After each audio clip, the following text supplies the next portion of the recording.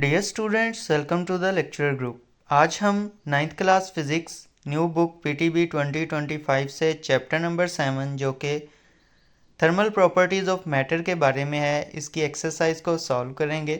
MCQ से start करते हैं। एमसीक्यू नंबर 1 है हमारे पास, how do the molecule in a solid behave. Solid जो है उनके अंदर मॉलिक्यूल किस तरह से बिहेव करते हैं, तो हमने केएमटी के अंदर काइनेटिक मॉलिक्यूलर थ्योरी के अंदर ये समझा था कि सॉलिड लिक्विड गैस के अंदर पार्टिकल किस तरह से बिहेव करते हैं। तो सॉलिड के अंदर पार्टिकल जो हैं वो वाइब्रेट करते हैं अबाउट देयर मीन पोजीशंस। तो बी ऑप्शन हमारे पास ट्रू है, बी ऑप्शन आप मार्क करेंगे। नेक्स्ट हमारे पास 7.2 है, इसमें पूछा जा रहा है what type of motion is of the molecule in a gas. वही काइनेटिक मॉलिक्यूलर थ्योरी के मुताबिक गैस के अंदर जो है वो पार्टिकल किस मोशन में होते हैं, तो रैंडम मोशन के अंदर जो है वो गैस के अंदर पार्टिकल होते हैं। तो बी ऑप्शन को हम मार्क करेंगे। तो अब हम नेक्स्ट मूव करते हैं। 7.3 को अगर हम देखें तो इसमें पूछा जा रहा है temperature of a substance is. Temperature की डेफिनेशन जो है उसमें हमने जो भी डेफिनेशन पढ़ी थी उसके मुताबिक हमने आंसर देना है। तो टेम्परेचर किसी भी सब्सटेंस का क्या होता है, डिग्री ऑफ हॉटनेस और कोल्डनेस। ये हमने डेफिनेशन में भी पढ़ा था कि टेम्परेचर क्या है, डिग्री ऑफ हॉटनेस और कोल्डनेस। तो सी ऑप्शन को हम मार्क करेंगे। 7.4 को देखें तो इसमें पूछा जा रहा है heat is the total kinetic energy of the molecule, the internal energy, work done by the molecule, the energy in transit. तो हमें पता है कि हीट जो है वो हायर टेम्परेचर से लोअर टेम्परेचर की तरफ मूव करती है, यानी कि energy in transit, energy in motion. तो डी ऑप्शन हमारे पास ट्रू है, डी ऑप्शन को आप मार्क करेंगे। नेक्स्ट अगर हम देखें तो 7.5 है हमारे पास, in Kelvin scale the temperature corresponding to melting point of ice is. यानी कि ज़ीरो आइस का मेल्टिंग पॉइंट क्या है हमारे पास, 0 डिग्री। तो इसको अगर हमने केल्विन के अंदर कन्वर्ट करना है तो हमें ऐड करना पड़ेगा 273। ये टेम्परेचर कन्वर्जन्स के अंदर हमने सीखा था। तो हम यहाँ पे अगर ऐड करें 0 + 273 तो हमारे पास आंसर क्या आता है, 273। तो दैट्स वाई हमारा डी ऑप्शन जो है ये ट्रू है। डी ऑप्शन को आप मार्क करेंगे +273। 7.6 को अगर हम देखें तो इसमें पूछा जा रहा है the temperature which has the same value on Celsius and Fahrenheit scale is. इनमें से कौन सा टेम्परेचर है जिसको अगर हम सेल्सियस से फ़ारेनहाइट में या फ़ारेनहाइट से सेल्सियस में कन्वर्ट करें तो चेंज नहीं होता, ये दोनों में वैल्यूज़ उसकी सेम रहती हैं। इसको फाइंड आउट करने के लिए सबसे पहले जो है वो आपको यहाँ पे फार्मूला लिखना पड़ेगा। सेल्सियस से फ़ारेनहाइट में फ़ारेनहाइट से सेल्सियस में कन्वर्ट करने के लिए हम ये फार्मूला यूज़ करते हैं।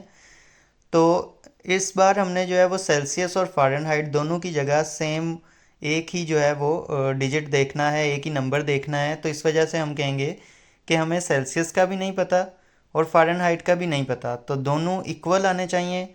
ये हमें यहाँ पे बताया जा रहा है कि सेम वैल्यू होनी चाहिए, और वैल्यू हमें नहीं पता तो उसको हम x के इक्वल कंसीडर करेंगे। अब हम c की जगह भी x पुट कर सकते हैं क्योंकि c f के इक्वल है और ये दोनों x के इक्वल हैं, और f की जगह भी x ही पुट कर देंगे। तो यहाँ पे मैंने आप देख सकते हैं c की जगह भी x पुट कर दिया और f की जगह भी x पुट कर दिया। अब सिंपल है, ये जो 9 इधर डिवाइड हो रहा है इधर आके x से मल्टीप्लाई हो जाएगा। तो यहाँ पे हमने 9 को जो है वो x से मल्टीप्लाई करके 9x लिख दिया, 5 को अंदर x से मल्टीप्लाई करवाया 5x हो गया, 5 को 32 से मल्टीप्लाई करवाया -32 से तो 160 आ गया। अब सिंपल है, ये 5x इधर प्लस हो रहा है इधर आके माइनस हो जाएगा और यहाँ पे रह जाएगा 4x, इधर है -160। अब 4 जो है इधर मल्टीप्लाई हो रहा है उधर जाके 160 से जाके डिवाइड हो जाएगा। तो x हमारे पास किसके इक्वल आ जाएगा, x इज़ इक्वल टू -40। तो इस तरह से जो है वो x की वैल्यू आपने फाइंड आउट कर ली। अब x यानी कि यहाँ पे c भी x है और f भी x है, तो दोनों -40 जब हों तो उनकी वैल्यूज़ एक दूसरे के लिए सेम होती हैं। तो -40 यानी ए ऑप्शन जो है इसको हम मार्क करेंगे।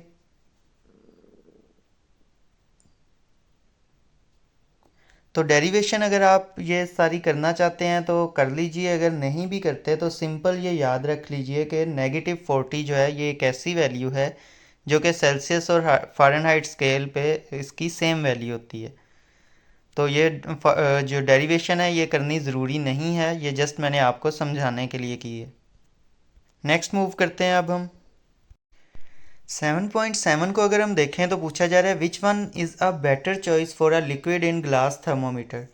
इनमें से कौन सा जो है वो बेटर चॉइस होगी लिक्विड इन ग्लास थर्मोमीटर। तो थर्मोमेट्रिक प्रॉपर्टीज़ आप ज़रा दोहराएं, वो वहाँ से हमने ये आइडिया लेना है। कलरलेस जो है वो तो हमें नज़र ही नहीं आएगा थर्मोमीटर के अंदर, तो हम रीडिंग किस तरह से मार्क करेंगे। बैड कंडक्टर एक्सपैंड ही नहीं करेगा, तो थर्मोमीटर के अंदर जो है वो हमें रीडिंग नहीं मिलेगी।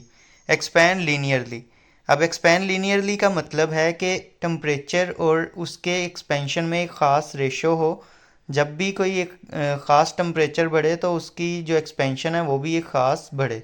तो सी ऑप्शन जो है एक्सपैंड लीनियरली, ये ऐसा हम लिक्विड यूज़ करेंगे जो कि एक्सपैंड करता हो लीनियरली। वेट ग्लास करेगा तो उससे भी रीडिंग ख़राब आएगी, तो सी ऑप्शन हमारे पास ट्रू है, सी ऑप्शन को मार्क करेंगे।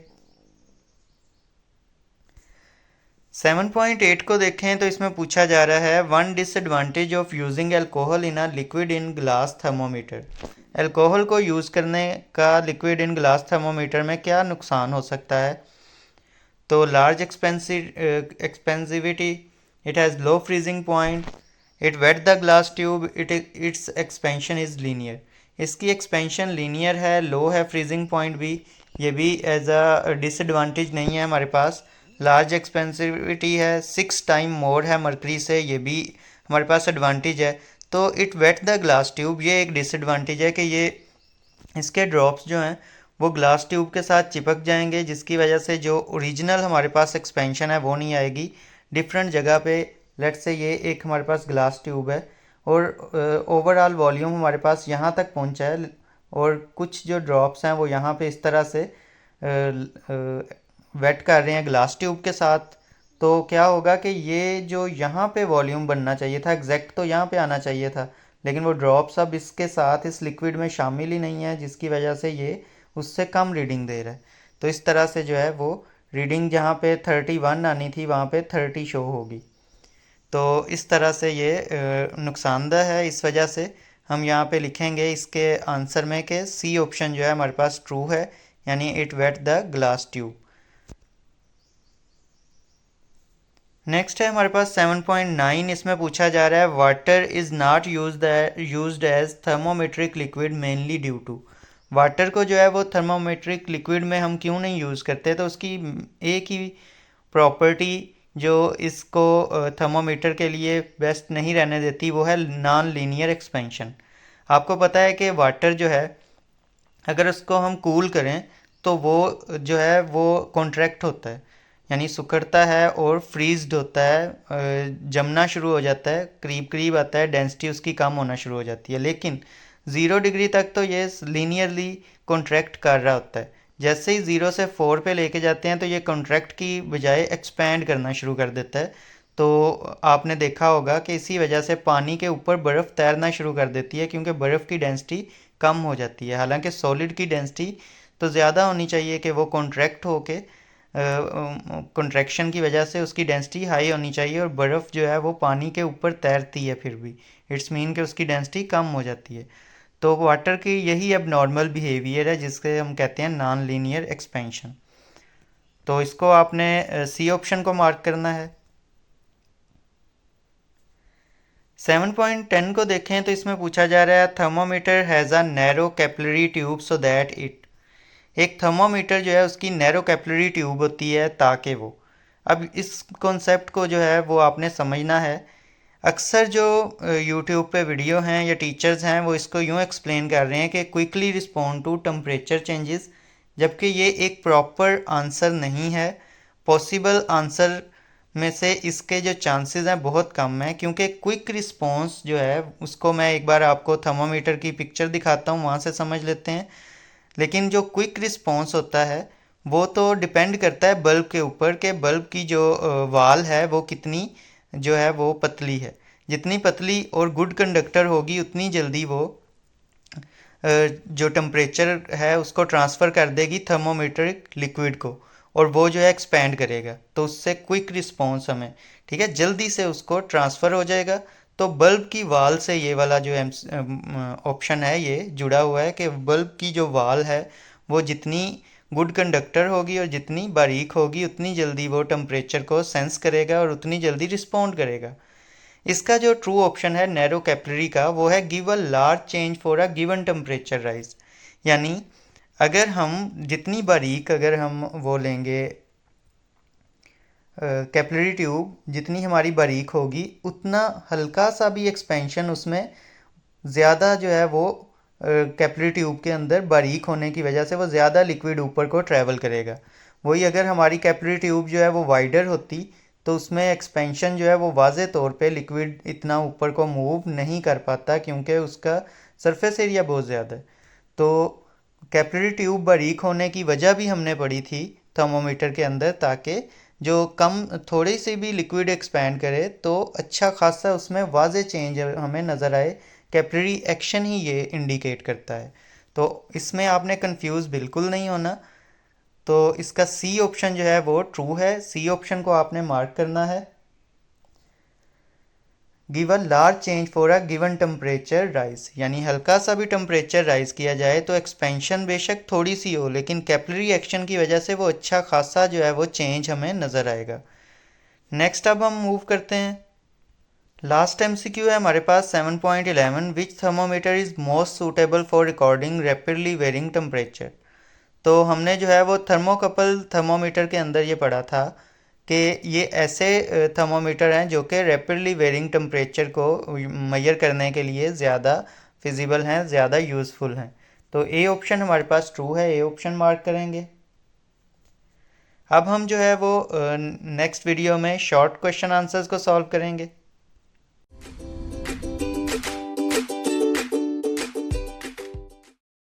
पहला अगर हम क्वेश्चन देखें तो इसमें पूछा जा रहा है why solid have a fixed volume and shape according to particle theory of matter.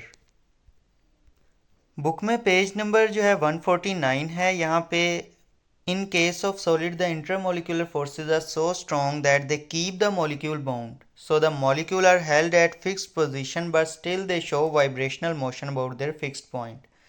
तो ये इसका आंसर है, लेकिन मैंने इन्हीं आंसर्स को जो बुक में मेंशन है शॉर्ट नोट्स के अंदर जो है वो लिख लिया है। मैं वहाँ से आपको जो है वो करवाऊँगा। इस तरह बुक में जो है वो हाईलाइट करना पड़ेगा बार बार जो है वो, तो इजीली आप वहीं से जो है नोट कर लीजिएगा। तो नोट से मैं अब आपको बताता हूँ इसका आंसर। ये तो जैसा कि यहाँ पे लिखा गया है, according to the kinetic molecular theory solid have very strong intermolecular forces that keep the molecule tightly bounded at fixed position. The molecule only vibrate about their mean position which give solid a definite shape and volume। ठीक है, अब strong जो है वो intermolecular forces हैं जो कि particles को मूव ही नहीं करने दे रही, जिसकी वजह से उसका वॉल्यूम और शेप दोनों जो हैं वो डेफिनेट होती हैं, एक फिक्स्ड होती हैं, वो चेंजेबल नहीं होती। 7.2 को अगर हम देखें तो इसमें पूछा जा रहा है What are the reasons that gases have neither a fixed volume nor a fixed shape? Gases जो हैं उन वो ना तो उनका कोई फिक्स्ड वॉल्यूम होता है ना ही कोई फिक्स शेप। इसकी क्या वजह है?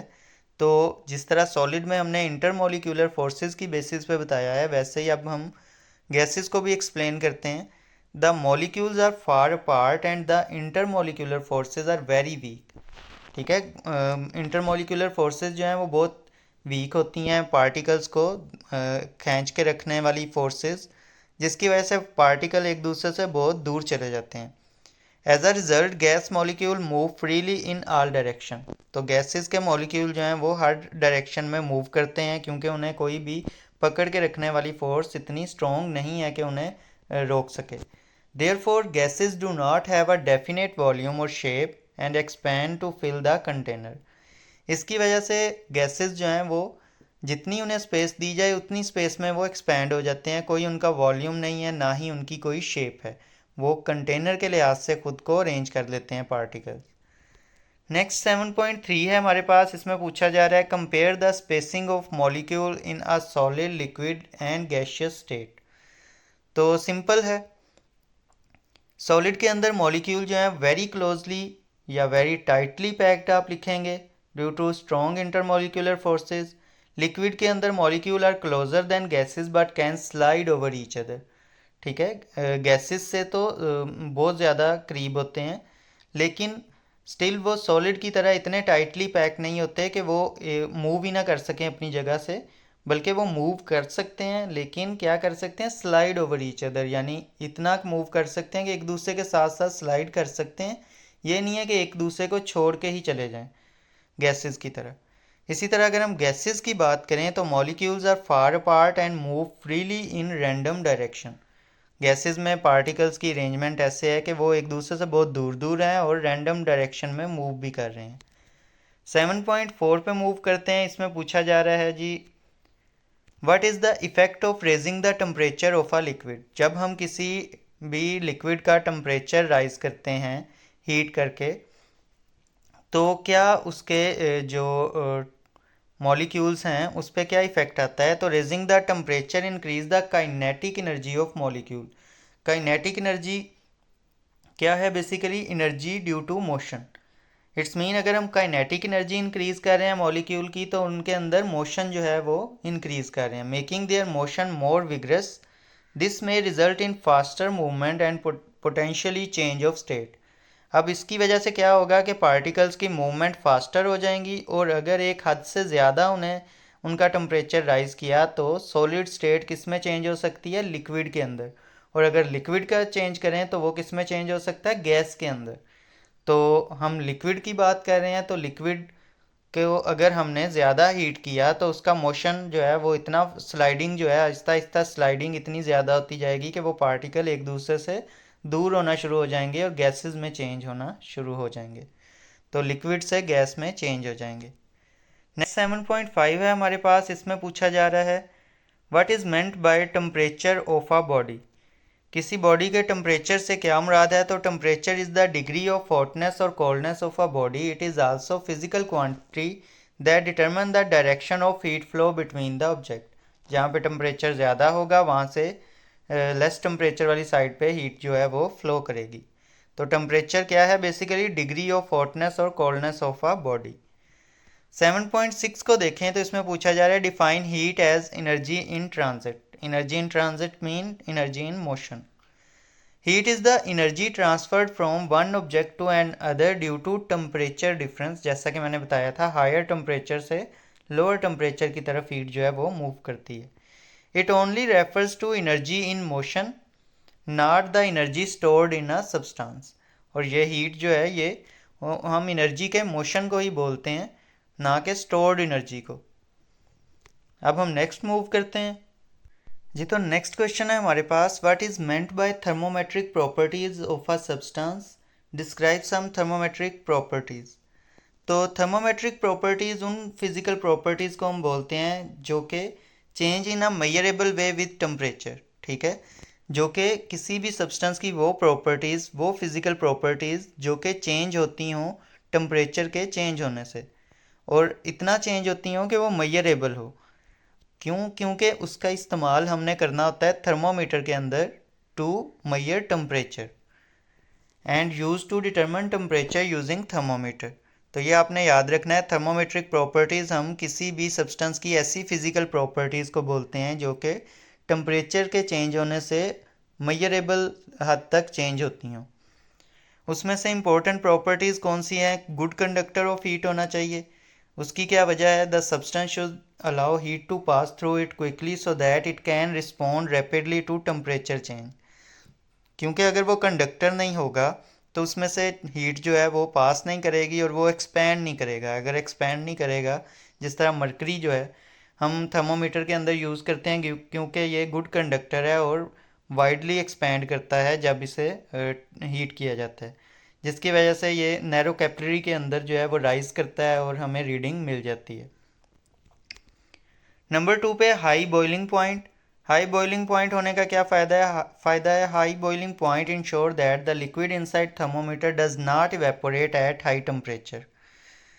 अगर हाई बॉइलिंग पॉइंट नहीं होगा तो थोड़ा सा भी टेम्परेचर मिलेगा और वो इवेपोरेट होना शुरू हो जाएगा, जिसकी वजह से वो बर्स्ट भी हो सकता है हमारा थर्मोमीटर। तो mercury with boiling point 357 Celsius is suitable for measuring high temperature.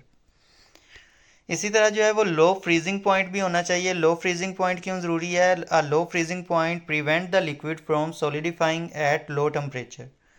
ठीक है, लो टेम्परेचर पे वो कहीं सॉलिडिफाई हो गया तो फिर तो वो मूव ही नहीं करेगा थर्मोमीटर के अंदर, वहीं पे जम जाएगा। तो हमें रीडिंग किस तरह से मिलेगी? इसलिए अल्कोहल जो है वो यूज़ किया जाता है कोल्ड क्लाइमेट के अंदर due to its very low freezing point. Visible change, visible change का मतलब है कि उसमें जो है वो the change in the property like expansion of liquid must be easily visible so that temperature can clearly read. अच्छा खासा चेंज होना चाहिए, ये नहीं है कि थोड़ा सा वो जो है वो चेंज हो रहा है और हमें नज़र भी नहीं आ रहा। Both mercury and alcohol provide visible rise और फॉल इन कैपिलरी ट्यूब। इसी तरह जो है वो ये भी हो सकता है, एक पॉइंट आप इसको भी लिख सकते हैं कि जो हम लिक्विड है वो ट्रांसपेरेंट ना हो, क्योंकि ट्रांसपेरेंट होगा तो उसका जो चेंज है वो हमें इतना अच्छे से नज़र नहीं आएगा। नेक्स्ट क्वेश्चन है अब हमारे पास 7.8। इसमें पूछा जा रहा है जी, describe the main scale use for the measurement of temperature, how are they related with each other. तो तीन तरह के मेन टेम्परेचर स्केल हैं, जिसमें सेल्सियस स्केल आ जाता है, फ़ारेनहाइट और kelvin scale. Lower fix point mention है सेल्सियस का 0 डिग्री सेल्सियस से 100 है, और इसमें टोटल डिवीजन भी 100 है। 32 से 212 है, और इसी तरह 273 से 373, इसकी भी 100 डिवीजन हैं।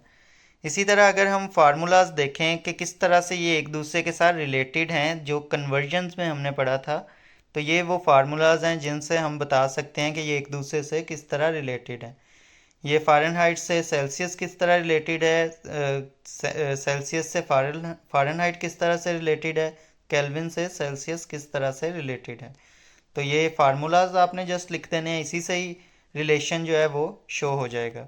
और यहाँ पे थोड़ा सा आपने इनको एक्सप्लेन कर देना है, सेल्सियस स्केल, फ़ारेनहाइट स्केल और केल्विन स्केल को। तो नेक्स्ट मूव करते हैं अब हम। 7.9 है हमारे पास, what is meant by sensitivity of a thermometer. तो लास्ट पे चैप्टर के हमने जो है वो सेंसिटिविटी रेंज वगैरह जो है उनको डिस्कस किया था। तो उसमें से सेंसिटिविटी क्या है? Sensitivity is the thermometer's ability to detect small change in temperature. Sensitivity basically refer करती है कि कोई थर्मोमीटर कितना स्मॉल चेंज को भी डिटेक्ट कर सकता है। A more sensitive thermometer has smaller divisions. जितना कोई ज़्यादा सेंसिटिव थर्मोमीटर होगा उसकी डिवीजन्स उतनी ज़्यादा होंगी, स्मॉलर होंगी। फॉर एग्जांपल 0.1 सेल्सियस भी है, ठीक है, and give more precise reading. सिर्फ 1 2 3 सेल्सियस नहीं है, बल्कि पॉइंट्स में भी जो है वो आपको सेंसिटिविटी शो कर रहा है। नेक्स्ट है हमारे पास 7.10, what do you mean by the linearity of a thermometer. तो सेंसिटिविटी रेंज और थर्ड लिनियरिटी थी। लिनियरिटी क्या होती है? Linearity mean that the equal temperature change produce equal scale changes.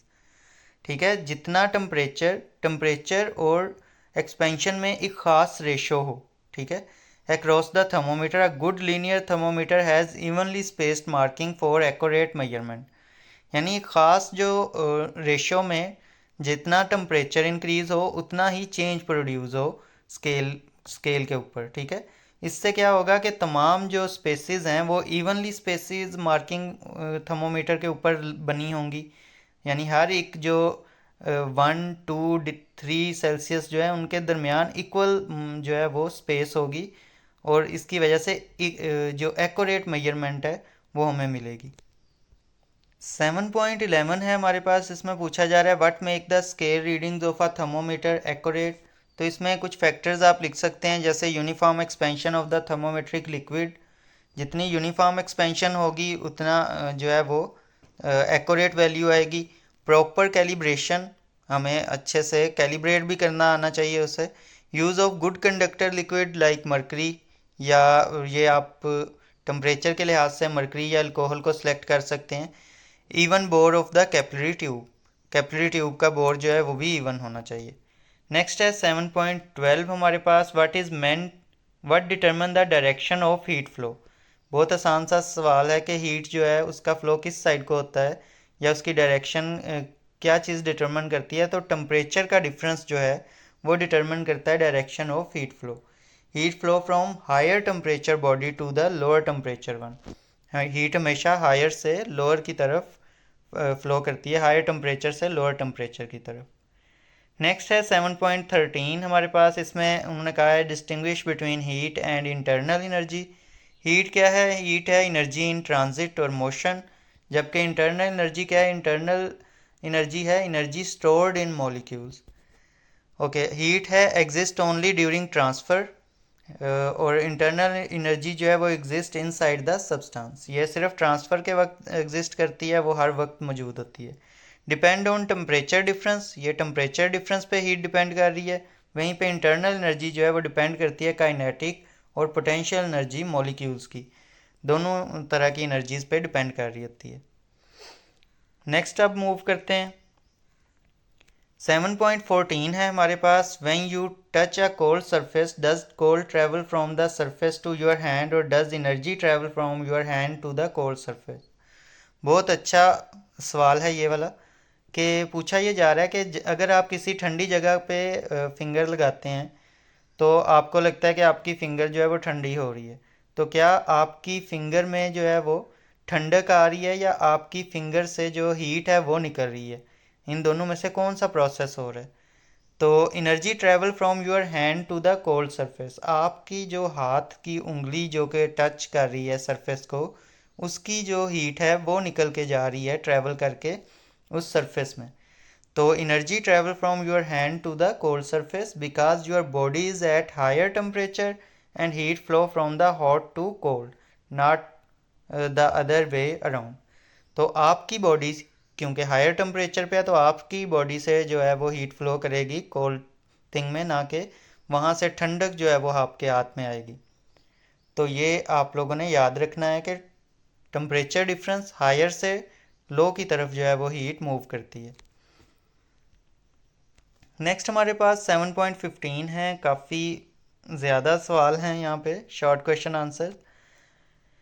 Can you feel your fever by touching your own forehead explain. क्या आप अपने बुखार को खुद फील कर सकते हैं अपने माथे पे हाथ लगा के? बचपन में अक्सर बच्चे जो हैं वो अपने फोरहेड पे अक्सर हाथ रख के बोलते हैं कि हमें बुखार है। तो ऐसा पॉसिबल नहीं है, हम खुद नहीं डिटेक्ट कर सकते। No, since your hand and forehead are at the same temperature. अगर आपको बुखार होगा तो आपके हाथ और सर का जो टेम्परेचर है वो सेम होगा। There is no temperature difference, और कोई टेम्परेचर डिफरेंस नहीं है। Hence you can not sense fever by touching your own forehead. तो जब कोई टेम्परेचर का डिफरेंस ही नहीं है तो हीट फ्लो ही नहीं करेगी। जब हीट फ्लो नहीं करेगी तो आपको किस तरह से फील होगा कि आपका माथे का टेम्परेचर ज़्यादा है या हाथ का? जैसे ऊपर वाली एग्जांपल में आपने ठंडी जगह को हाथ लगाया था तो टेम्परेचर डिफरेंस था, हीट फ्लो हुई तो आपको फील हो गया। तो इस वजह से हम खुद अपना बुखार चेक नहीं कर सकते। नेक्स्ट अब हमारे पास कंस्ट्रक्टेड रिस्पॉन्स क्वेश्चंस हैं। पहला CRQ है हमारे पास। Is kinetic molecular theory of matter applicable to the plasma state of matter, describe briefly. क्या जो काइनेटिक मॉलिक्यूलर थ्योरी है मैटर की वो सॉलिड लिक्विड गैस पे ही अप्लाई होती है या मैटर या जो है plasma fourth state of matter जो है उस पर भी अप्लाई होती है? तो yes, plasma is a state where molecules are ionized into positive ion and electron which move freely. The kinetic molecular theory still apply as the particle are in the constant motion and temperature affect their kinetic energy and electrical conductivity. तो यहाँ पे भी KMT जो है वो explain करती है कि पार्टिकल्स की जो मोशन है वो प्लाज्मा के अंदर भी वो पार्टिकल जो है वो मूव कर रहे हैं, स्टिल नहीं है, जिस तरह सॉलिड लिक्विड गैस के अंदर मूव कर रहे हैं। और इसके साथ साथ टेम्परेचर जो है वो उनकी मूवमेंट को इंक्रीज़ भी करता है और उनकी कंडक्टिविटी पे भी इफ़ेक्ट करता है। दैट्स वाई KMT जो है वो एप्लीकेबल है प्लाज्मा पे भी। 7.2 को अगर हम देखें तो इसमें पूछा जा रहा है why is mercury usually prefer to alcohol as the thermometric liquid. Mercury को क्यों प्रेफर किया जाता है अल्कोहल पे थर्मोमेट्रिक लिक्विड के तौर पे? तो इसकी जो प्रॉपर्टीज़ हैं मर्करी की वो uniform expansion, it does not stick to the glass. ये जो अल्कोहल है उसमें एक बड़ा डिसएडवांटेज हमारे पास ये आ जाता है कि वो स्टिक कर जाती है ग्लास के साथ, यानी वेट करती है ग्लास को। ये एमसीक्यूज़ के अंदर भी हमने पढ़ा था ये वाला पॉइंट कि वो स्टिक कर जाती है ग्लास के साथ। दूसरा ये है कि it is easily visible due to silvery colour. जो हमारे पास मरकरी है वो विजिबल है, अल्कोहल विजिबल नहीं होती, उसके अंदर कोई ना कोई हमें चेंज करना पड़ता है, कलर चेंज। इसी तरह it has high boiling point suitable for wide temperature range. इसका हाई बॉइलिंग पॉइंट है, ये भी बहुत ज़्यादा इंपॉर्टेंट है। बाकी अल्कोहल बेटर क्यों है, अल्कोहल जो है वो 6 टाइम ज़्यादा जो है वो सेंसिटिव होती है। तो बाकी हमने यहाँ पे मरकरी का बताना है, तो मरकरी के ये मेन जो हैं ये 3 पॉइंट आपने ज़रूर लिखने हैं। नेक्स्ट हमारे पास 7.3 है, why is water not suitable for use in thermometer without calculation, guess what is equivalent temperature of 373 K on Celsius and Fahrenheit scale. तो सिंपल सी बात है कि वाटर जो है वो सूटेबल क्यों नहीं है, इसको हमने एमसीक्यूज़ में भी एक्सप्लेन किया था कि वाटर जो है वो इरेगुलर एक्सपेंशन है, उसकी रेगुलर एक्सपेंशन नहीं है। उसकी वजह यह है कि 0 डिग्री से 4 डिग्री तक जो है वो एबनॉर्मल बिहेवियर है, कॉन्ट्रैक्ट होने की बजाय एक्सपैंड करना शुरू कर देता है, जिसकी वजह से वाटर जो है उसकी डेंसिटी ज़्यादा है, जबकि सॉलिड लिक्विड होने के बावजूद उसकी डेंसिटी ज़्यादा है, जो कि सॉलिड उसकी स्टेट क्या है, बर्फ़, यानी कि हमारे पास जो आइस है उसकी डेंसिटी वाटर से कम है।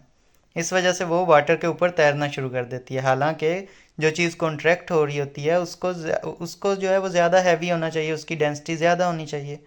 तो इस वजह से इरेगुलर एक तो एक्सपेंशन है, नंबर 2 पे वेट करता है ग्लास को, ग्लास के साथ जो है वो चिपकता है, जिसकी वजह से ये दो मेन इसके मसले हैं। उसके बाद boil at 100 degree Celsius, 100 degree Celsius पे बॉयल भी होता है, तो इस वजह से भी सूटेबल नहीं है हायर टेम्परेचर को मेजर करने के लिए। तो ये 3 पॉइंट आप लिख सकते हैं। नेक्स्ट जो पार्ट है कि guess what is equivalent temperature of 373 K on Celsius and Fahrenheit scale, अब हम उसको डिस्कस करते हैं। तो सिंपल सी बात है कि जो 373 है, आपको पता है 273 जो है वो 0 के इक्वल होता है, 0 सेल्सियस के। तो 100 उसमें ऐड किया हुआ है, तो 100 सेल्सियस हमारे पास टेम्परेचर आता है, और 212 फ़ारेनहाइट के इक्वल आ जाता है ये।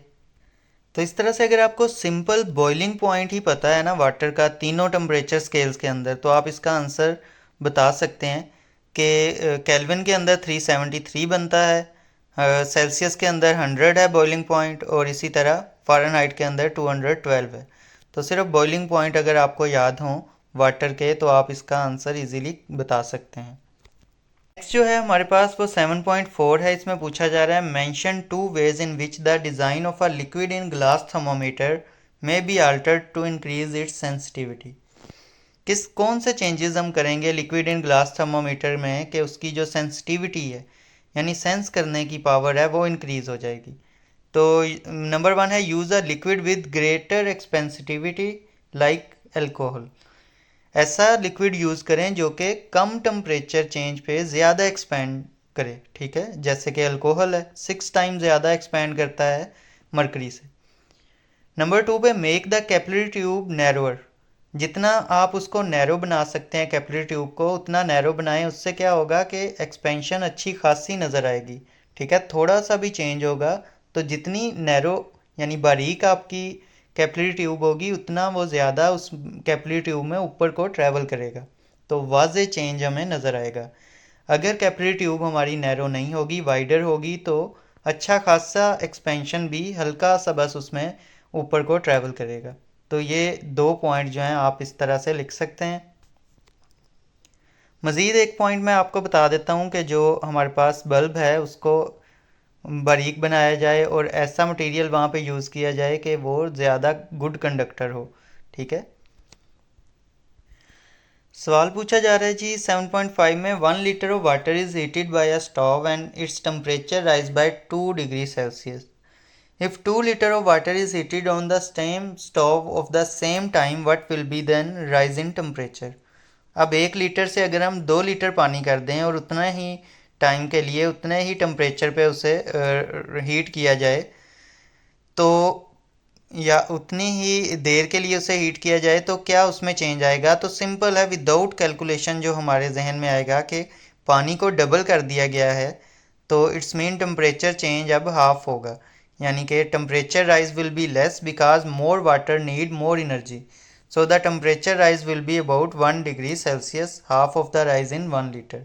क्योंकि वाटर को डबल किया है तो टेम्परेचर अब चेंज आधा होगा, हाफ होगा।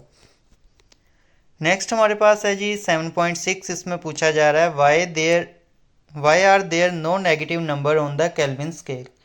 केल्विन स्केल पे आपने देखा होगा कि नेगेटिव नंबर नहीं होते, तो उसकी वजह क्या थी? एब्सोल्यूट ज़ीरो, अगर आपको याद हो तो एक्सप्लेन किया था मैंने।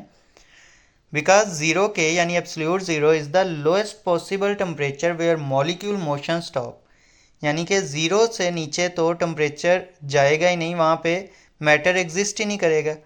ठीक है, ऐसा टेम्परेचर पॉसिबल नहीं होगा। So temperature can not be lower than zero K, so no negative values exist on the Kelvin scale. तो एब्सोल्यूट ज़ीरो को आपने याद करना है, उसी को अगर आपका कॉन्सेप्ट है तो आप इसको इजीली एक्सप्लेन कर सकते हैं कि एब्सोल्यूट ज़ीरो जो है वो एक ऐसा टेम्परेचर है जहाँ पे मॉलिक्यूल का मोशन जो है वो स्टॉप हो जाता है।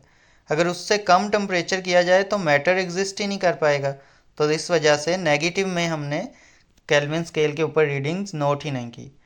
नेक्स्ट है हमारे पास 7.7। इसमें पूछा जा रहा है comment on the statement a thermometer measure its own temperature. कि एक थर्मोमीटर जो है वो अपना ही टेम्परेचर नोट करता है, तो क्या ये ट्रू है या फॉल्स है? तो ट्रू स्टेटमेंट है thermometer reaches thermal equilibrium with the object and thus measure its own temperature which become equal to that of the object. जब हम थर्मोमीटर को किसी चीज़ के साथ टच करवाते हैं जिसका हमने टेम्परेचर नोट करना है, तो हीट का फ्लो होना शुरू होता है दोनों बॉडीज़ के अंदर, और एक इक्विलिब्रियम स्टैब्लिश हो जाता है कि जितना इससे थर्मोमीटर में बॉडी से थर्मोमीटर में जा रहा है उतना ही थर्मोमीटर से, यानी थर्मोमीटर जब उसके लेवल पे आ जाएगा उतना ही गर्म हो जाएगा। तो फिर दोनों में इक्वल हीट ट्रांसफ़र, जितना बॉडी से थर्मोमीटर में जाएगा उतना ही थर्मोमीटर से बॉडी में भी आएगा।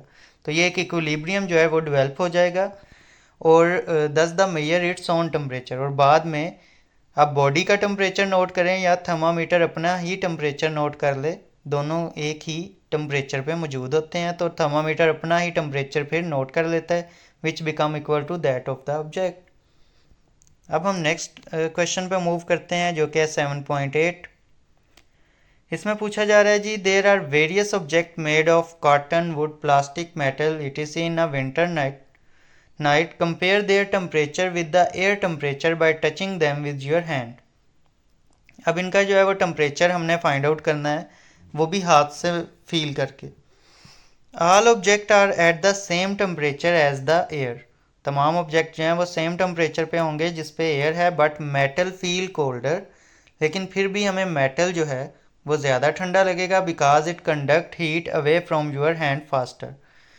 इस वजह से नहीं कि वो ज़्यादा ठंडा है, बल्कि क्योंकि आप फिंगर रखते ही वो आपकी हीट जो है वो आपकी फिंगर से वो तेज़ी से ट्रांसफ़र होना शुरू हो जाएगी मेटल के अंदर, क्योंकि वो गुड कंडक्टर है। इसके साथ साथ जो so the sensation is due to heat transfer rate not the actual temperature.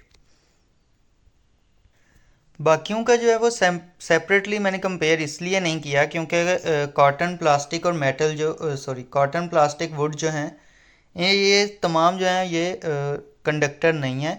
ठीक है, जिसकी वजह से इंसुलेटर की तरह बिहेव करेंगे तो आपकी बॉडी में से टेम्परेचर जो है इतनी जल्दी ये हीट का ट्रांसफ़र नहीं होगा, जिसकी वजह से ये इतने ठंडे फील नहीं होंगे। ये तकरीबन इक्वल ही आपको फील होंगे, माइनर माइनर सा चेंज होगा, लेकिन उसको जो है वो यहाँ पे प्रॉपर एक्सप्लेन करना पॉसिबल नहीं है। तो जस्ट आप इतना लिख दीजिएगा कि बाकी कॉटन वुड प्लास्टिक जो हैं वो हमें इक्वल ही टेम्परेचर पे फील होंगे, लेकिन मेटल जो है वो हमें ज़्यादा ठंडा मालूम होगा, और उसके रीज़न मैंने नीचे एक्सप्लेन कर दिया है। नेक्स्ट क्वेश्चन पे मूव करते हैं। 7.9 है हमारे पास। इसमें पूछा जा रहा है which is greater an increase in temperature of 1 degree Celsius और 1 फ़ारेनहाइट। इन दोनों में से कौन सा ज़्यादा टेम्परेचर चेंज होगा कि अगर एक किसी चीज़ का टेम्परेचर जो है वो 1 डिग्री सेल्सियस चेंज हो या 1 फ़ारेनहाइट चेंज हो। तो 1 डिग्री सेल्सियस जो है वो ग्रेटर होता है देन 1 फ़ारेनहाइट, बिकॉज क्योंकि 1 डिग्री सेल्सियस जो है वो 1.8 फ़ारेनहाइट के इक्वल होता है, ऑलमोस्ट 2 फ़ारेनहाइट के इक्वल होता है। तो इसलिए 1 डिग्री सेल्सियस टेम्परेचर अगर किसी चीज़ का चेंज हुआ है तो वो ज़्यादा है फ़ारेनहाइट से। तो नेक्स्ट अगर हम देखें तो 7.10 है, why would not you expect all the molecule in a gas to have the same speed. हम ये क्यों नहीं एक्सपेक्ट कर सकते कि गैस के तमाम मॉलिक्यूल्स की स्पीड जो है वो सेम हो। तो because molecular motion is random. हमने खुद केएमटी में पढ़ा था कि गैस के मॉलिक्यूल का मोशन जो है वो रैंडम होता है। मॉलिक्यूल कोलाइड करते हैं एक दूसरे के साथ और वॉल्स ऑफ कंटेनर के साथ, जिसकी वजह से वो कॉन्टीन्यूसली गेन भी कर रहे होते हैं एनर्जी और लूज भी कर रहे होते हैं। So they have different kinetic energies and speeds, जिसकी वजह से उनकी एनर्जीज और स्पीड जो हैं वो डिफरेंट हो जाती हैं डिफरेंट कोलिजन्स की वजह से। 7.11 को देखें तो इसमें पूछा जा रहा है जी, does it make sense to talk about the temperature of a vacuum. क्या हमें वैक्यूम के टेम्परेचर के बारे में बात करना जो है वो कोई सेंसेबल लग रहा है या नहीं। तो नो, वो सेंसेबल नहीं है। क्यों? Temperature is measure of kinetic energy of molecule. Temperature क्या होता है? काइनेटिक एनर्जी ऑफ मॉलिक्यूल को मेजर करना। अब वैक्यूम के अंदर तो कोई मैटर ही मौजूद नहीं है, ना कोई मॉलिक्यूल मौजूद है, सो temperature is not defined in vacuum. इस वजह से वहाँ पे टेम्परेचर के बारे में बात करना वो जो है वो सेंसेबल नहीं है। नेक्स्ट है हमारे पास 7.12। इसमें पूछा जा रहा है, comment on the statement a hot body does not contain heat. इस स्टेटमेंट पे जो है वो बात करें कि एक गर्म बॉडी जो है वो डज नॉट कंटेन हीट, उसमें हीट नहीं होती। करेक्ट है। क्यों? क्योंकि a body contain internal energy. एक बॉडी जो है अगर वो चाहे जितनी भी गर्म है चाहे ठंडी है, उसकी वो टोटल इंटरनल एनर्जी है। हीट तो तब होगी ना कि जब वो ट्रांसफ़र हो रही हो, एक पॉइंट से दूसरे पॉइंट में मुंतकिल हो रही हो। तो heat only refer to energy in transit motion due to temperature difference, not something stored. तो एक हॉट बॉडी के अंदर तो टोटल हीट जो जो उसका एनर्जी है वो स्टोर्ड एनर्जी की वजह से वो हॉट है, ना कि ट्रांसफ़र ऑफ एनर्जी की वजह से। तो इस वजह से ये जो स्टेटमेंट है ये करेक्ट है कि hot bodies does not contain heat, यानी उसके अंदर वो ऑलरेडी हॉट है तो उसमें कोई टेम्परेचर का डिफरेंस नहीं है, दैट्स वाई हीट उसमें मौजूद नहीं है। नेक्स्ट अब हम मूव करते हैं, discuss whether the sun is matter. Yes, the sun is matter. It is mostly in the plasma state made of ionized gases, charged particle. तो सन जो है वो प्लाज्मा स्टेट में मौजूद होता है, उसका जो मैटर। और ये हमने पढ़ा था कि प्लाज्मा जो है वो आयोनाइज्ड गैसेस हैं जिसमें इलेक्ट्रॉन और पॉजिटिव नेगेटिव चार्जेस मौजूद होते हैं। Despite glowing it is made of physical particles, so it is matter. अब वो ग्लो तो कर रहा है लेकिन स्टिल फिजिकल पार्टिकल्स का बना है, मॉलिक्यूल्स हैं उसमें चार्ज्ड आयन पार्टिकल मौजूद हैं, that's why sun is a matter. तो ये थे हमारे CRQs। आई होप सो आपको समझ आए होंगे। अब हम जो है वो नेक्स्ट डिस्कस करेंगे लॉन्ग क्वेश्चंस को। क्वेश्चन नंबर 1 है हमारे पास, describe the main points of particle theory of matter which differentiate solid liquid and gases. Book पे पेज 149 पे अगर आप आएंगे तो यहाँ पे KMT यानी kinetic molecular theory of matter को एक्सप्लेन किया गया है। ये आपने यहाँ से लेके तो लास्ट तक जो है इसको एक्सप्लेन कर देना है, ये आपका आंसर है यहाँ तक। अगर आप मज़ीद इसमें से चाहते हैं कि मैं प्रॉपर आंसर आपको लिखवा दूँ तो नोट्स पे मूव करते हैं, वहाँ से आप लिख सकते हैं। तो मेन पॉइंट्स यहाँ पे मैंने लिख दिए हैं according to kinetic molecular theory of matter. यहाँ पे आप देख सकते हैं कि पार्टिकल का मोशन जो है वो सॉलिड के अंदर, लिक्विड के अंदर, गैसेस के अंदर, इंटरमोलिक्यूलर फोर्सेस, शेप और वॉल्यूम, ये 3-4 बातें हैं जो आपने मेनली एक्सप्लेन करनी है। पार्टिकल का मोशन, इंटरमोलिक्यूलर फोर्सेस, शेप और वॉल्यूम। तो सॉलिड में वाइब्रेशनल होती हैं movement, very strong intermolecular forces, fix shape और फिक्स्ड वॉल्यूम। लिक्विड में सॉलिड होता है स्लाइड ओवर ईच अदर कर सकते हैं पार्टिकल्स। मॉडरेट इंटरमोलिकुलर फोर्सेस होती हैं, दरमियानी सी, no fix shape, take shape of container but fixed volume. वहीं पे अगर हम गैसेस की बात करें तो रैंडम और हाई मोशन होता है, वेरी वीक इंटरमोलिकुलर फोर्सेस हैं, no fix shape, no fixed volume. मज़ीद आपने जो एक्सप्लेन करना है वो है कि सॉलिड के जो पार्टिकल हैं वो टाइटली पैक्ड हैं, वाइब्रेट करते हैं अपनी ही प्लेस पे, स्ट्रॉन्ग फोर्सेस होती हैं उनमें जो कि शेप और वॉल्यूम को फिक्स रखती हैं। लिक्विड में पार्टिकल जो हैं लेस टाइटली पैक्ड होते हैं, move over each other, can flow, so have no fix shape but fixed volume. Gases के जो पार्टिकल हैं फार पार्ट होते हैं, एक दूसरे से दूर दूर होते हैं, मूव करते हैं फ्रीली, दे एक्सपैंड फिल एनी शेप और वॉल्यूम। यहाँ पे मैं इतना एक्सप्लेन इसलिए नहीं कर रहा, मेन मेरा मकसद था कि आपको जवाबात जो हैं वो लिखवा दूँ। एक्सप्लेनेशन जो है वो आप मेन वीडियो जिसमें मैंने इस चैप्टर को एक्सप्लेन किया है वहाँ से आप देख सकते हैं। क्वेश्चन नंबर 2 है हमारे पास, what is temperature and how it is measured, describe briefly the construction of a mercury in glass thermometer. तो पहले मैं आपको बुक से जो है इसका आंसर लगवा देता हूँ। पेज 150 है आपके पास, यहाँ पे टेम्परेचर की डेफिनेशन दी गई है, आपने टेम्परेचर की डेफिनेशन को लिखना है, उसके बाद आपने आगे मूव कर जाना है। पेज 152 पे अगर आएंगे तो यहाँ पे टोटल एक्सप्लेन किया गया है लिक्विड इन ग्लास थर्मामीटर को, और किस तरह से जो है वो एक्सपेंशन वॉल्यूम की लिक्विड की जो थर्मोमीटर के अंदर होता है वो हमें टेम्परेचर को फाइंड आउट करने में मदद देता है, इसको एक्सप्लेन किया गया है।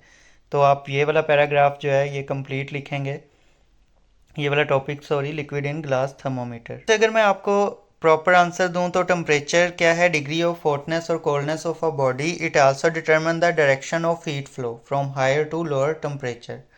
मेजर किस तरह से किया जाता है, measure using thermometer which is use thermometric properties like expansion of liquid, change in resistance. Mercury change in resistance जो है ये थर्मोकपल के अंदर की बात की जा रही है, तो आपने परेशान नहीं होना यहाँ से। मर्करी इन ग्लास थर्मोमीटर को आप थोड़ा सा एक्सप्लेन कर देते हैं, आप बुक से भी कर सकते हैं।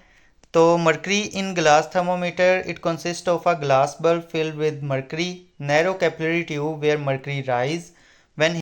नेक्स्ट हमारे पास जो है वो when heated mercury expand and move up the tube.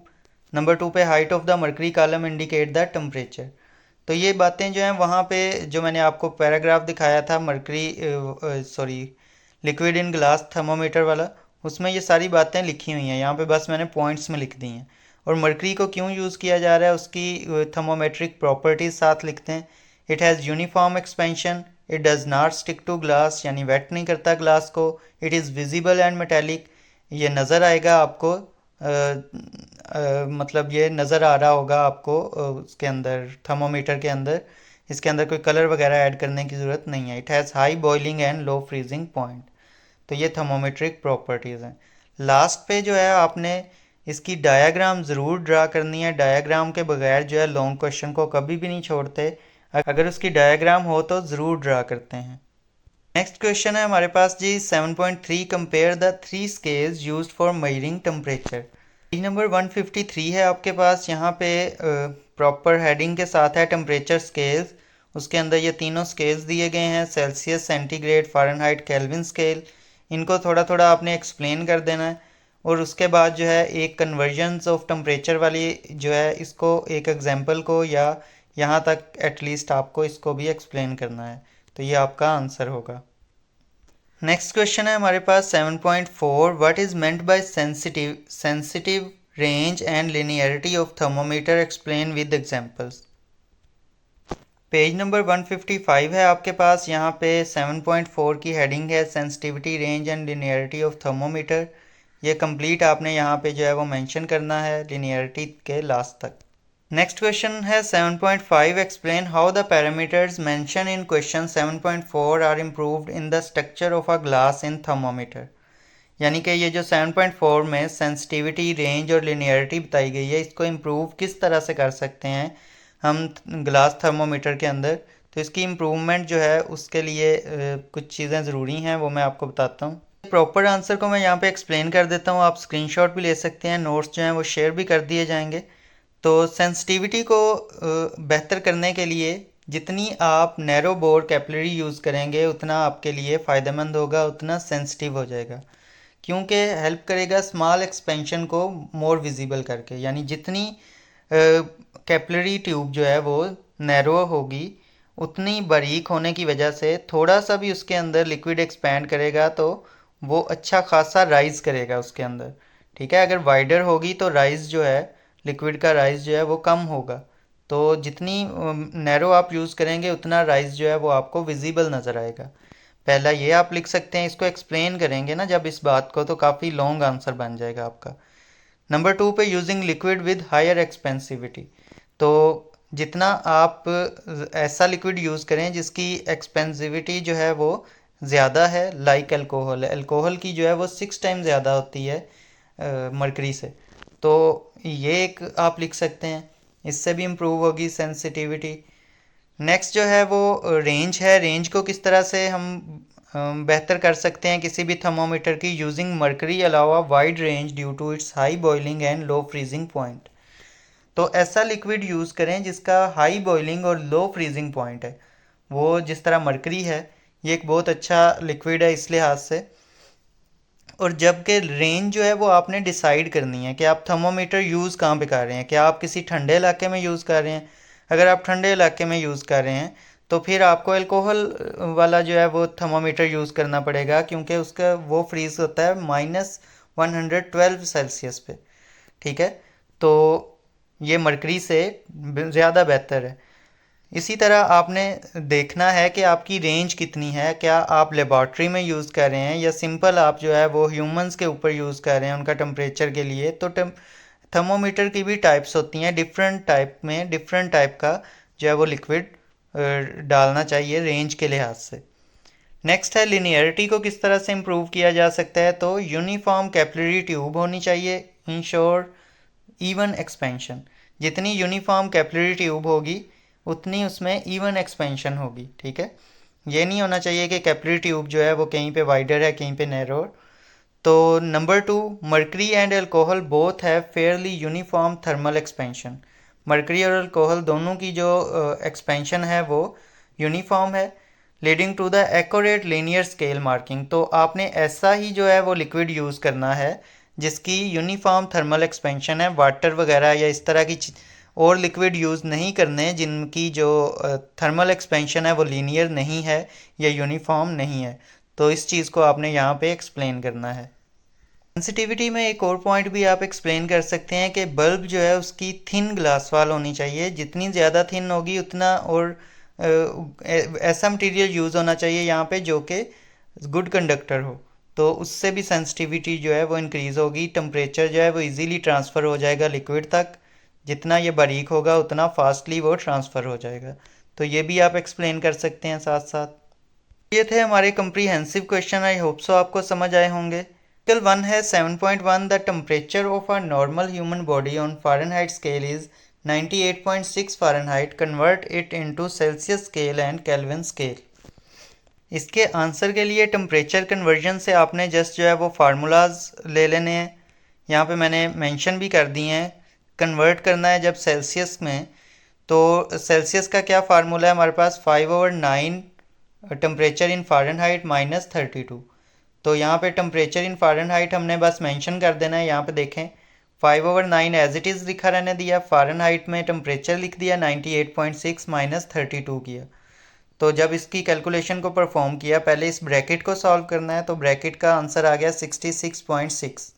अब इनको जब डिवाइड करवाया, इस 66.6 को 5 से मल्टीप्लाई करके 9 से डिवाइड कर दें, तो 37 डिग्री सेल्सियस हमारे पास टेम्परेचर आ गया इन सेंटीग्रेड।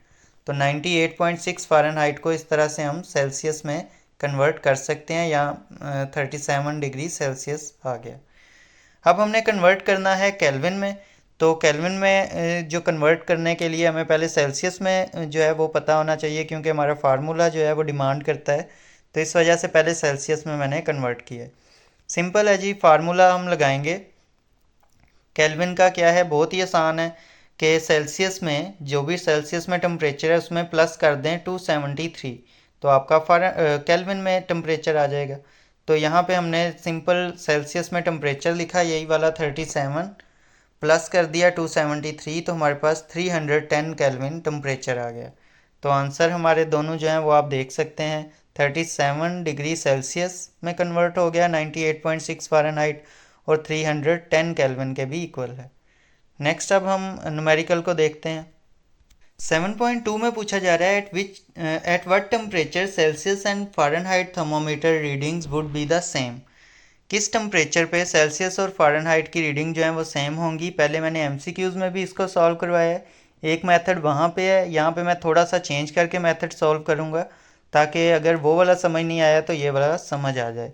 सिंपल है, हमारे पास जो कंडीशन दी गई है वो क्या है कि हमने सेल्सियस और फ़ारेनहाइट जहाँ पे इक्वल हैं वो वाली स्टेट या वो टेम्परेचर फाइंड आउट करना है। फार्मूला हमारे पास क्या है, फ़ारेनहाइट का फार्मूला है 9/5 temperature in Celsius plus 32। Condition जो है वो हमारे पास क्या है कि सेल्सियस और फ़ारेनहाइट इक्वल करने हैं। तो हम यहाँ पे टी एफ को टी सी के इक्वल अगर रखें तो हम यहाँ पे जो टी एफ है वो भी टी सी के इक्वल रख सकते हैं। तो इस फ़ारेनहाइट को भी इस कंडीशन के मुताबिक टी एफ की जगह हमने टी सी को प्लेस कर दिया। तो दोनों अब हमारे पास टी सी हैं। तो सिंपल है, अब हमारे पास ये जो 5 है हमारे पास यहाँ पे, इसको आप जो है वो मल्टीप्लाई कर दें दोनों साइड्स पे। मल्टीप्लाई से मुराद है, मैं आपको बताता हूँ। ख़त्म करने के लिए डिवीज़न में से डिवाइडेड बाय 5 हम दोनों साइड पे मल्टीप्लाई करवा देते हैं। लाइक यहाँ पे भी मल्टीप्लाई कर दें, यहाँ पे भी मल्टीप्लाई करवा दें और यहाँ पे भी मल्टीप्लाई करवा दें। अब ये वाला 5 इस 5 से कैंसिल आउट हो गया। बाकी हमारे पास यहाँ पे 5 multiply by T C 5 TC आ गया और ये 9 TC रह गया और 532 से मल्टीप्लाई होके 160 बन गया। अब हमारे पास 9, ये दोनों सेम है तो इनको एक साइड पे ही ले जाते हैं, एक साइड पे कर लेंगे कन्वर्ट। तो हमारे पास 9 जब इधर आएगा तो -9 हो जाएगा। -9 में से हम +5 को निकालेंगे तो हमारे पास -4 आंसर आएगा। -4 टी सी भी तो साथ लगेगा ना। तो ये आंसर आ गया। अब हमारे पास इज़ इक्वल टू इस साइड पे जो 160 रह गया था वही प्लेस कर दिया। अब -4 इधर भी हम डिवाइड कर देंगे और इधर भी हम जो है -4 को डिवाइड कर देंगे। लिखना थोड़ा सा मुश्किल है यहाँ पे। -4 से दोनों साइड को डिवाइड किया तो हमारे पास ये तो 4 ख़त्म हो गया, टी सी रह गया यहाँ पे और ये वाला 4 जो है इसको डिवाइड करेगा तो -40 आंसर आ जाएगा। तो हमारे पास -40 सेल्सियस जो है वो इक्वल है -40 फ़ारेनहाइट के। इस तरह से हमें जो है वो पता चल गया। टीसी है ना, यहाँ पे टीसी निकला तो टीसी जो है वो इक्वल है टीएफ के। तो टीसी अगर -40 है तो टीएफ भी -40 ही है। तो इस तरह से आप इसको सॉल्व कर सकते हैं। नेक्स्ट हमारे पास 7.3 है। इसमें कहा जा रहा है जी कन्वर्ट करें 5 फ़ारेनहाइट को सेल्सियस में एंड केल्विन स्केल के अंदर। तो सिंपल है, सेल्सियस का हमने फार्मूला लिखा 5/9। यहाँ पे जो फ़ारेनहाइट होता है एफ़ की जगह हमने 5 की वैल्यू प्लेस कर दी -32। अब सिंपल है, पहले इस ब्रैकेट को सॉल्व किया, 5 - 32 27 के इक्वल आ गया, -27। अब इसको मल्टीप्लाई कर देंगे 5 के साथ, डिवाइड कर देंगे 9 के साथ तो 15 -15 आंसर आ गया, यानी -15 सेल्सियस। इसी तरह अगर हम इसे केल्विन में कन्वर्ट करें तो केल्विन के अंदर फार्मूला लिखेंगे, सिंपल सा है, सेल्सियस प्लस 273।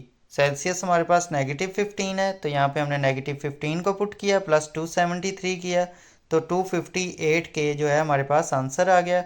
तो यहाँ पे हमने आंसर दोनों जो हैं वो मेंशन कर दिए। तो सिंपल फार्मूलाज में वैल्यूज़ पुट की हैं, कोई इसमें जो है एक्स्ट्रा काम नहीं है। नेक्स्ट हमारे पास 7.4 है। इसमें पूछा जा रहा है what is the equivalent temperature of 25 degree Celsius on the Fahrenheit and kelvin scale. अब हमने 25 सेल्सियस को कन्वर्ट करना है फ़ारेनहाइट में। तो टी एफ जो है उसका फार्मूला क्या है, 9/5 मल्टीप्लाई बाय, यहाँ पे सेल्सियस में टेम्परेचर है +32। तो ये फार्मूला आप कन्वर्जन्स में से देख सकते हैं, वहीं से ही हमने लिखा है। सिर्फ यहाँ पे एफ़ लिखना होता है तो एफ़ की जगह मैंने डायरेक्ट वैल्यू पुट कर दी, ठीक है। सॉरी, सी लिखना होता है तो सी की जगह उसकी डायरेक्टली मैंने वैल्यू पुट कर दिया है तो यहाँ पे। तो सी की वैल्यू 25 है। अब क्या करना है जी, इसको सॉल्व कर लें सीधा सा। 25 को 9 से मल्टीप्लाई करके 5 पे डिवाइड कर लें, 45 आ गया, +32 किया तो 77 एफ हमारे पास आंसर आ गया। यानी कि 25 डिग्री सेल्सियस जो है उसे वो फ़ारेनहाइट में 77 फ़ारेनहाइट के इक्वल है। अब हमने केल्विन में कन्वर्ट करना है। केल्विन का जो फार्मूला है वो ज़्यादा आसान होता है, सिंपल है। केल्विन में इक्वल होता है, सेल्सियस में प्लस कर दें 273 को तो केल्विन में चेंज हो जाएगा। तो 25 सेल्सियस था हमारे पास, उसमें प्लस कर दिया 273 तो 298 केल्विन हमारे पास जो है वो केल्विन में टेम्परेचर आ गया। नेक्स्ट मूव करते हैं अब हम 7.5 को अगर हम देखें तो पूछा जा रहा है the ice and steam points on a ungraduated thermometer are found to be 192 mm apart. तो बेसिकली बताया जा रहा है कि एक थर्मोमीटर है जिसके ऊपर कोई ग्रेडेशन नहीं हुई, ठीक है, कोई मार्किंग वगैरह नहीं की गई, जस्ट लाइक ये एक थर्मोमीटर है लेट्स से। तो यहाँ पे 2 पॉइंट मेंशन है, एक जो है वो स्टीम का है और एक आइस का है। आइस का लेट्स से यहाँ पे है और स्टीम का पॉइंट यहाँ पे है, और इन दोनों में जो डिस्टेंस है या दोनों में जो फ़र्क है वो 192 मिलीमीटर का है। तो यहाँ से यहाँ तक का ये बेसिकली डिस्टेंस या डिफरेंस बताया गया है। नेक्स्ट हमें बताया जा रहा है what temperature will be on Celsius scale if the length of mercury thread is at 67.2 mm above the ice point mark. अब थर्ड जो बात वो बता रहे हैं उसमें वो कह रहे हैं कि ये जो आइस का पॉइंट है, ये वाला मर्करी का जो पॉइंट है, मर्करी का जो नैरो ट्यूब में जो मर्करी का एक थ्रेड सा बन रहा है वो इससे 67.2 mm जो है वो अबव है। तो यहाँ से तकरीबन लेट से यहाँ तक है, तो इतना अबव है मर्करी का पॉइंट। तो फाइंड आउट करना है हमने temperature in the Celsius scale.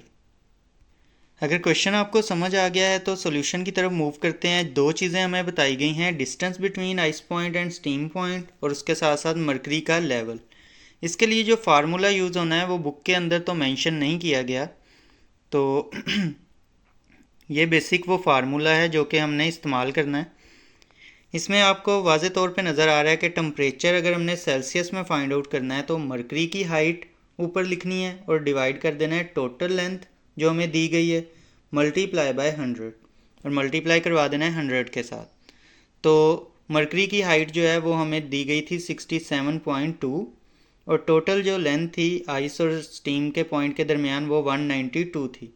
Multiply किया 100 से, तो हमारा आंसर जो है इन दोनों को डिवाइड करके 100 से मल्टीप्लाई करवाएंगे।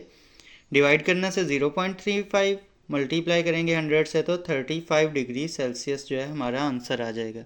तो इस तरह से जो है हम टेम्परेचर फाइंड आउट कर सकते हैं जी। तो अब हमारा लास्ट न्यूमेरिकल है 7.6। The length between the fix point of a liquid in a glass thermometer is 20 centimetre.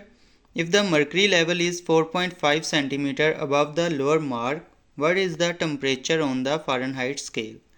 Again अगर हम इसको विजुलाइज करें तो आपके पास एक थर्मोमीटर है, अगर लेट्स से यहाँ पे मैं एक थर्मोमीटर ड्रा करता हूँ, तो कह रहे हैं कि the length between the fix point of liquid in glass thermometer is 20 centimetre. तो यहाँ पे जो लेंथ बनती है वो 20 सेंटीमीटर की है, 2 फिक्स पॉइंट के दरमियान, ठीक है।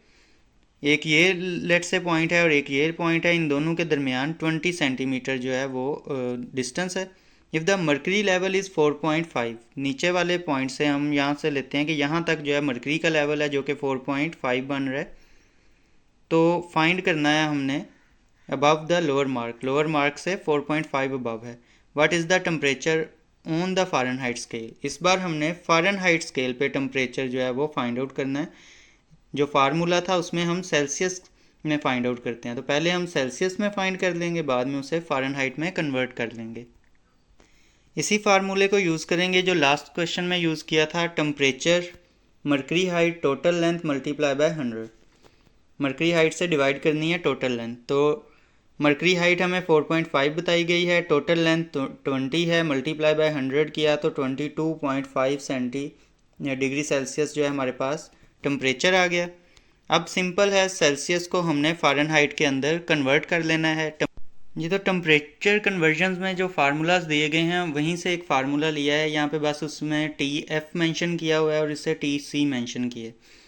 तो C की जगह जो है सेल्सियस में हमने जो टेम्परेचर फाइंड किया है वो पुट कर देंगे, यहाँ पे लिखेंगे 22.5। तो 22.5 मल्टीप्लाई बाय 9/5 करेंगे तो 40.5 जो है हमारा आंसर आएगा। उसे इस वाले 32 यानी इस वाले 32 में प्लस करेंगे तो 72.5 फ़ारेनहाइट में हमारा टेम्परेचर जो है वो आ जाएगा।